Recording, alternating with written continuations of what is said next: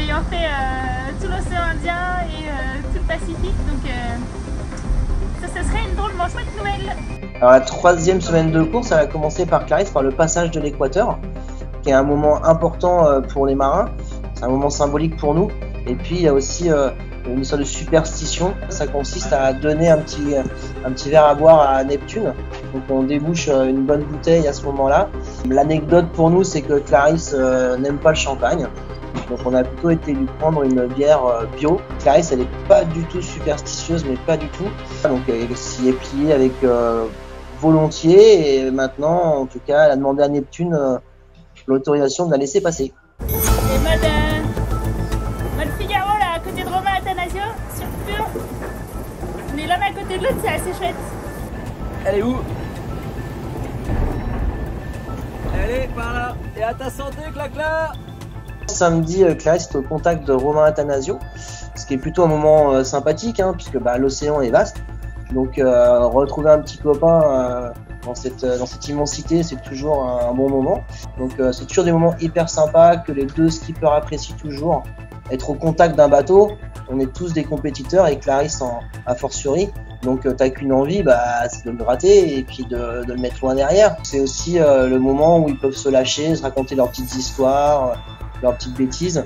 Donc il y a plein de raisons qui font que c'est toujours un bon moment quand il y a un bateau à côté. Je me pose la question là, de trouver un créneau avant d'aller dans les mers du Sud pour au moins affaler ma girée, pour regarder là-haut si le lacing va bien, des petites choses comme ça, si les boîtiers vont bien. C'est les dernières grosses dérives avant d'attaquer un peu plus le vif du sujet. Le vif du sujet chez nous, c'est le sud.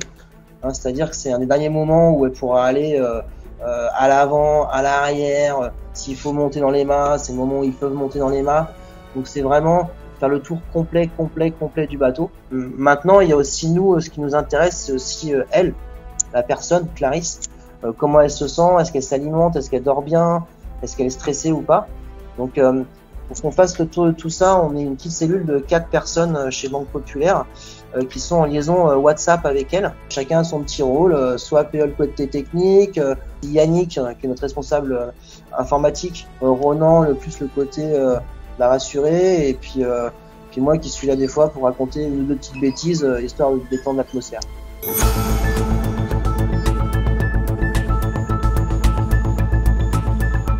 Salut les enfants, c'est Clarisse, en direct du Vendée Globe sur mon bateau Banque Populaire. Le public enfant-école, c'est juste merveilleux et c'est juste génial parce que 1, ils sont demandeurs, 2, c'est une phase d'apprentissage pour eux, et puis 3, pour nous et pour les skippers, c'est toujours un vrai bonheur d'échanger avec les enfants, de leur apprendre des choses, de voir leur enthousiasme, de voir leurs yeux briller. C'est aussi un réconfort pour Clarisse, pour les gens à bord, pour les skippers, de savoir qu'ils sont suivis, qu'ils sont épaulés. Ok, ils sont tout seuls sur leur bateau, mais ils savent qu'il y a des milliers de personnes qui les écoutent. Et c'est d'ailleurs pour ça qu'ils font l'effort de faire des vidéos pour partager au maximum leur aventure. Les projets Vendée Globe, ils existent grâce au public. La 4e semaine de course pour Clarisse, elle s'annonce un peu de transition, j'ai envie de dire.